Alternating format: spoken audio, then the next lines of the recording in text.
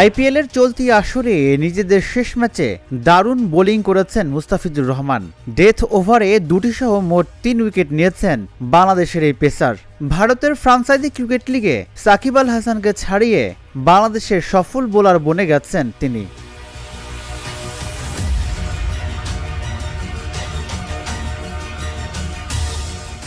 আইপিএলের ৬৬তম ম্যাচে পাঞ্জাব কিংসকে ৬ উইকেটে হারায় মুস্তাফিজের দল দিল্লি ক্যাপিটালস। সেই জয়ে ৪ ওভারে ৩৩ রানে ৩ উইকেট নেন মুস্তাফিজ।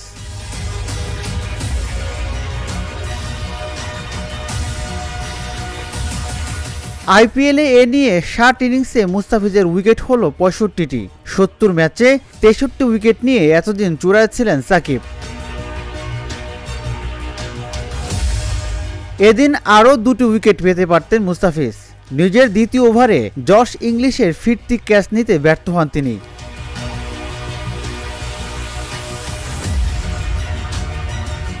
ইনিংসের শেষ বলে তিনি ও আরেকজন ফিল্ডার তালগোল পাকিয়ে মাটিতে ফেলে দেন মার্কাস স্টোয়াইনিসের ক্যাচ।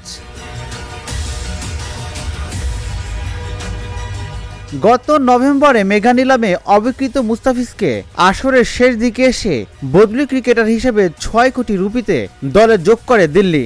গুজরাট টাইটান্সের বিপক্ষে নিজের প্রথম ম্যাচে ৩ ওভারে ২৪ রান দিয়েছিলেন উইকেট শূন্য।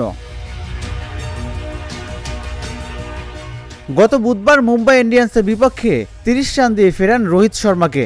আর এবার ধরলেন আরও ৩ শিকার। রাজিবুল ইসলাম, ঢাকা জার্নাল।